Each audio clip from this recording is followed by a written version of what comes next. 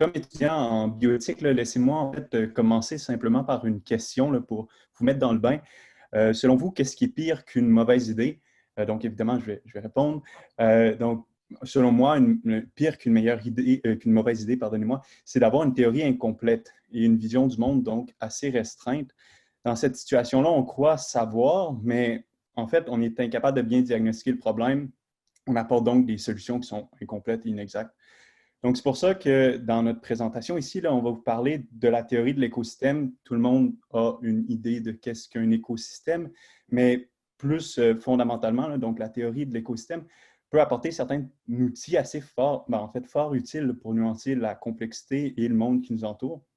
Donc, vous avez sûrement remarqué, là, la littérature commence à abonder d'exemples posant des comparaisons de la société et les écosystèmes. Donc, l'idée ici, c'est d'essayer de faire certaines nuances, de montrer certaines forces de cette théorie-là inférée à d'autres choses et certains risques aussi. Donc, essentiellement, comme vous avez dit, Alexandre, moi et Gabriel, on va conduire cette réflexion-là avec vous. Donc, on est deux personnes en bioéthique, donc c'est un petit peu normal que justement on s'intéresse au pont entre la société, l'environnement évidemment, et aussi les technologies, donc notamment le paysage des applications numériques et de l'IA en société, comment ça évolue. Donc, moi, je vais essayer de garder le chapeau écosystème et écologie, alors que Gabriel va prendre plutôt le chapeau de technosystème, technologie. Comme ça, on va essayer de ne pas faire de confusion là, entre les concepts. Donc, d'abord, qu'est-ce qu'un écosystème? Donc, je pense qu'on peut concéder qu'il y a beaucoup de personnes en société qui ont une vision assez idyllique d'un écosystème, comme si c'était un monde soit très compétitif, là, quasiment très grave comme représentation, ou en fait un paradis de licorne. Donc, souvent, ces deux visions-là, qui sont un peu inexactes, apparaissent en société. La réalité, c'est que les écosystèmes, c'est partout, en fait. C'est un outil pour décomposer la réalité, la complexité qui nous entoure, donc les écosystèmes agricoles, entre autres, mais aussi les écosystèmes urbains. Qu'est-ce qu'un écosystème? Essentiellement, c'est un ensemble d'espèces qui interagissent entre eux et qui partagent un milieu commun.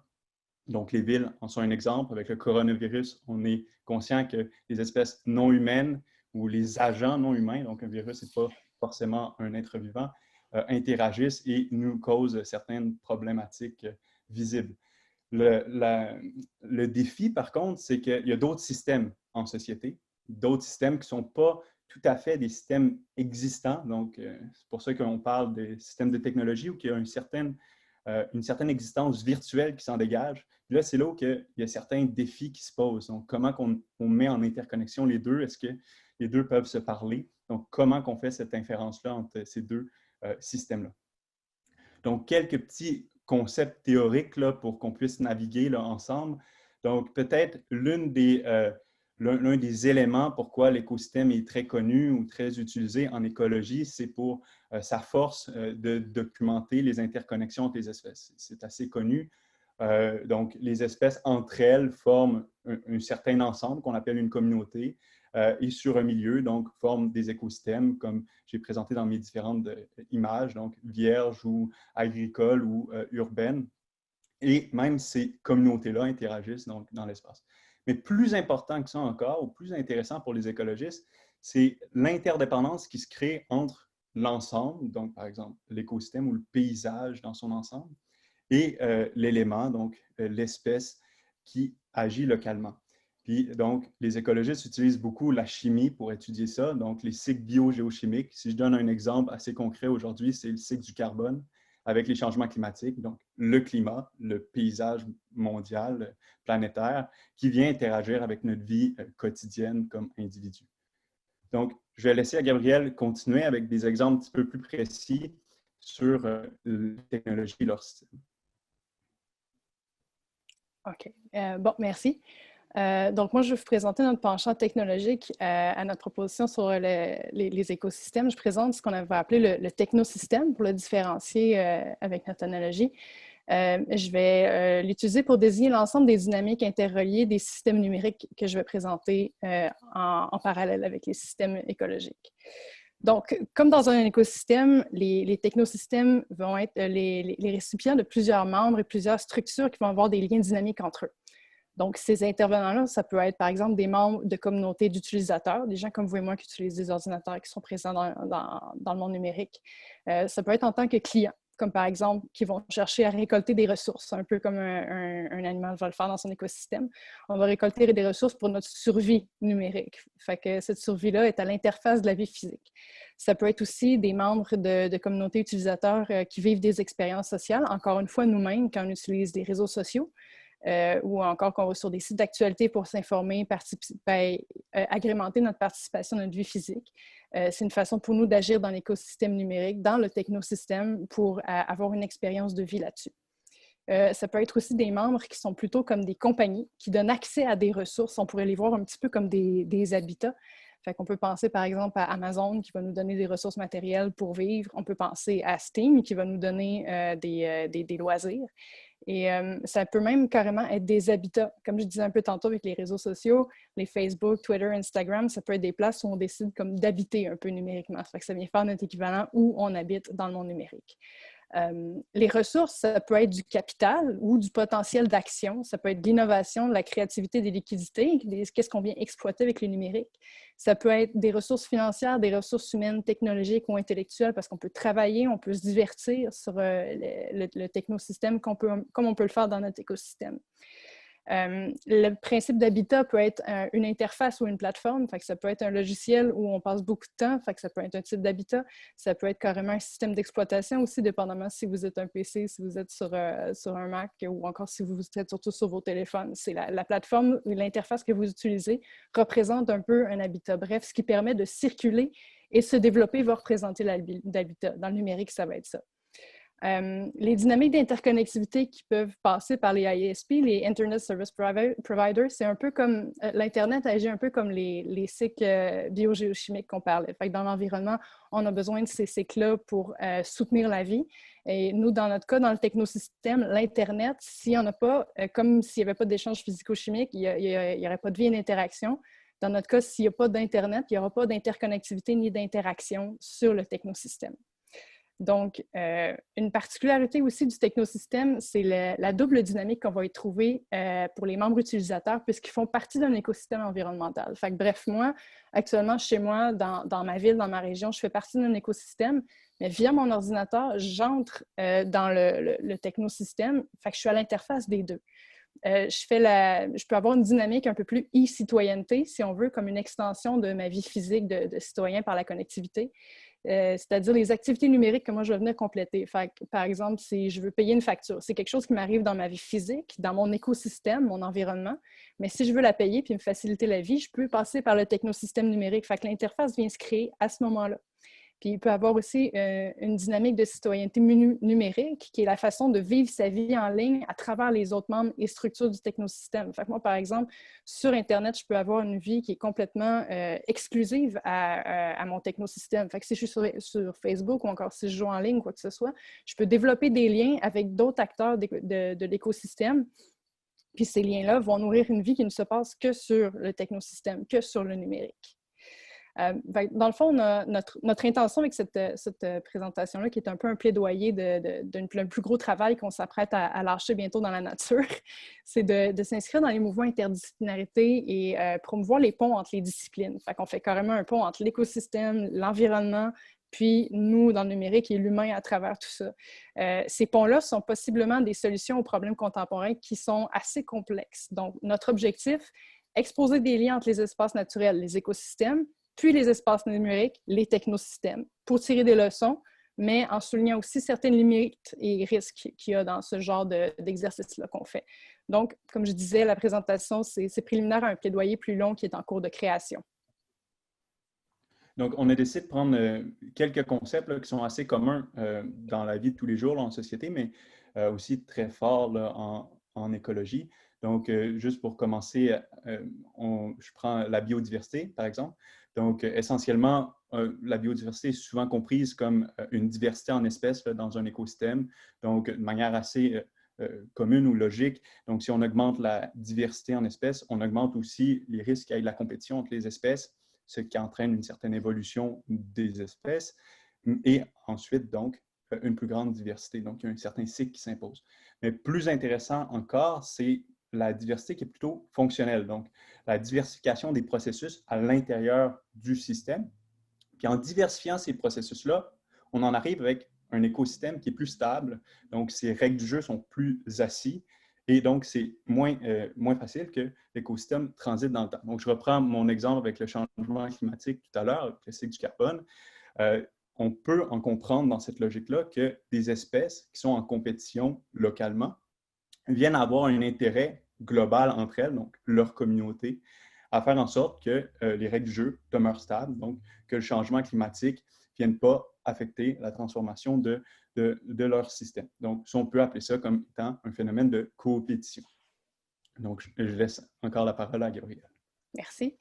Je reprends le même principe, juste pour faire le même parallèle, pour qu'on soit sur la même page. Dans le technosystème, si on parle de compétition, par exemple, les compétitions vont se passer au sein des communautés qui font compétition pour la même ressource. C'est tout le temps un peu ça, c'est on cherche des ressources pour rester en vie, pour proliférer dans notre environnement. Fait que, par exemple, un cas de compétition notable qu'on peut retrouver, qui compétitionne pour la ressource utilisateur, qui représente ultimement une ressource financière pour les membres compagnie, un peu si on parle. Fait que la niche technologique des médias sociaux, par exemple. Facebook contre Instagram. Avant, Facebook ne possédait pas Instagram, c'était séparé. Donc, il y avait une compétition à ce niveau-là. Sur l'industrie du transport, tu peux penser à Uber versus Lyft. Et puis, l'industrie de la livraison, par exemple, je vais utiliser l'exemple de Uber Eats contre DoorDash, par exemple, parce que Uber, qui défend sa survie dans le technosystème en utilisant sa plateforme pour se démarque dans deux niches. Fait qu'il démontre un esprit d'acclimatation et de diversité stratégique. Fait qu'on peut dire qu'il y a un fitness, comme on parle des fois mettons dans la théorie de l'évolution, le fitness de Uber est fort parce qu'il s'est diversifié en deux services. Donc, si un côté collapse, il y a toujours l'autre pour se rattraper. Fait qu'en biodiversité, un organisme qui n'est pas spécialisé a de meilleures chances de survie qu'un organisme qui est trop spécialisé, qui se fait juste à la disponibilité d'une seule ressource. Fait que ça marche même d'un point de vue des communautés. Par exemple, plus une communauté végétale va être variée dans un paysage, plus riche va être sa diversité animale qui est dépendante de cette communauté végétale-là, qui est très, très diversifiée. Fait qu'une communauté technologique qui ne diversifie pas son offre, elle peut risquer de mourir lorsqu'un des besoins devient obsolète. Fait que le phénomène, par exemple, super facile à observer dans notre quotidien, ça peut être, par exemple, on pense aux villes fantômes, des villes qui se sont créées autour d'une seule ressource, comme par exemple souvent des ressources minières, mais une fois que la mine est vidée, la ville va mourir. Fait qu'un peu le même principe, autant dans les écosystèmes que dans le technosystème. Aussi, il y a des compagnies qui doivent s'acclimater afin de rester en vie, comme les espèces dans l'écosystème. Par exemple, une compagnie comme Netflix va tâcher d'être compétitif en se battant pour garder un catalogue large puis offrir un contenu exclusif de qualité pour retenir ses abonnés. Fait qu'il va se battre comme ça puis essayer de se démarquer dans son paysage de technosystème. Il va y avoir aussi une compatibilité pour la même ressource. Ça peut se faire aussi en tâchant de servir deux démographies différentes avec la même stratégie, comme un animal aurait plus qu'un régime alimentaire pour rester en vie. Je reviens encore à mon exemple de Facebook, qui est un réseau social basé sur du texte, qui a fini par absorber Instagram, qui est un réseau social basé sur des images. Fait que les deux ont fusionné et a donné au rôle de Facebook une variété démographique pour le même type de service. Donc, c'est resté un réseau social, mais Facebook s'est spécialisé dans le texte et dans l'image et à travers beaucoup d'autres choses aussi, on s'entend. Mais ça, c'est l'exemple le plus simple que je peux voir. Il a diversifié son alimentation, si on veut, pour pouvoir rester en vie. On a parlé du concept de coopétition aussi, comment ça peut s'observer dans le technosystème. Le meilleur exemple est dans nos mains tout le temps, c'est nos téléphones, par exemple. On pense au cas de Android et Apple, par exemple. Les téléphones qui sont sous le système d'exploitation Android, Android est développé et maintenu par Google depuis 2005. Ça représente 80% du marché des téléphones et même Android s'est rendu beaucoup plus large que les téléphones. C'est sur plein de sortes de devices et généralement, c'est ce qu'il y a dans les IoT, vous le savez. Apple a son propre OS pour ses téléphones. Google aurait pu conserver ses applications natives, comme par exemple Gmail, Disk, Agenda, toute la suite que Google a en exclusivité sur son propre OS d'Android. Il aurait pu faire ça.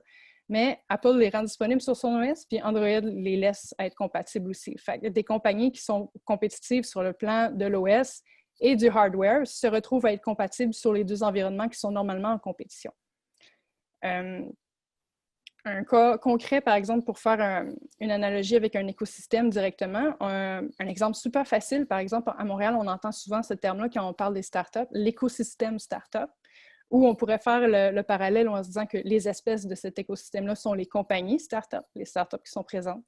L'habitat pourrait être les incubateurs et les accélérateurs dans lesquels ils arrivent à thrive et à s'élever éventuellement scale-up. Les ressources, ça pourrait être les clients, et éventuellement le financement aussi, les subventions, les prêts, les bourses qu'ils ont besoin pour fonctionner. Puis la compétition, ça peut se passer de deux façons. Ça peut être intersectoriel entre les compagnies pour les ressources et pour le financement. Fait que les deux, par exemple, vont compétitionner pour la même ressource financière. Puis entre les compagnies intrasectorielles, fait que pour les clients. Fait que d'un côté, ils peuvent se battre pour obtenir un financement à cause d'un concours ou quoi que ce soit. De l'autre côté, les clients, s'ils sont dans le même secteur. La diversité au sein du technosystème startup, parce que maintenant on va l'appeler comme ça pour essayer d'être correct avec nos trucs, c'est représenté par exemple les différents secteurs d'activité des compagnies. Fait que, par exemple, le e-commerce, l'IA, les technologies vertes, le marketing, tout ça, ça peut être considéré comme une diversité d'espèces un peu au sein du technosystème écosystème startup. Bon, laissez-moi conclure tout ça qu'on a dit là, essentiellement. Donc, on peut tirer et on devrait probablement tirer les leçons là, de ces deux systèmes-là parce qu'ils peuvent se parler, du moins conceptuellement. Seulement, une limite, du moins, il ne faut pas que de faire ces inférences-là, ça nous limite dans agir, par exemple, sur l'urgence des problèmes environnementaux. Il ne faut pas faire une confusion entre les deux. Puis aussi, ce n'est pas parce que quelque chose est naturel, donc par exemple la compétition au milieu naturel, que c'est pour autant souhaitable dans les écosystèmes, dans les écosystèmes, donc dans le technosystème en société. Et donc, nous vous recommandons en grand final d'utiliser peut-être des nuances dans les termes, donc technosystème et écosystème, pour éviter ces genres de confusion-là, mais les deux concepts devraient être utilisés. Merci beaucoup. Et puis, on peut répondre à des questions en anglais là, si vous voulez, ou can answer to question in English, but je pense qu'on a un petit peu dépassé nos temps, là, fait que c'est correct. Puis aussi, évidemment, rapidement, nos adresses courriels sont présentes. Mon LinkedIn est là aussi, si jamais vous voulez poursuivre la discussion. Comme on vous a dit, c'est un chantier actuellement qu'on fait ce petit travail-là. Fait que si ça vous a inspiré des réflexions ou si vous voyez des parallèles aussi dans votre environnement de travail ou dans votre technosystème propre, ça nous ferait super plaisir d'en entendre parler aussi.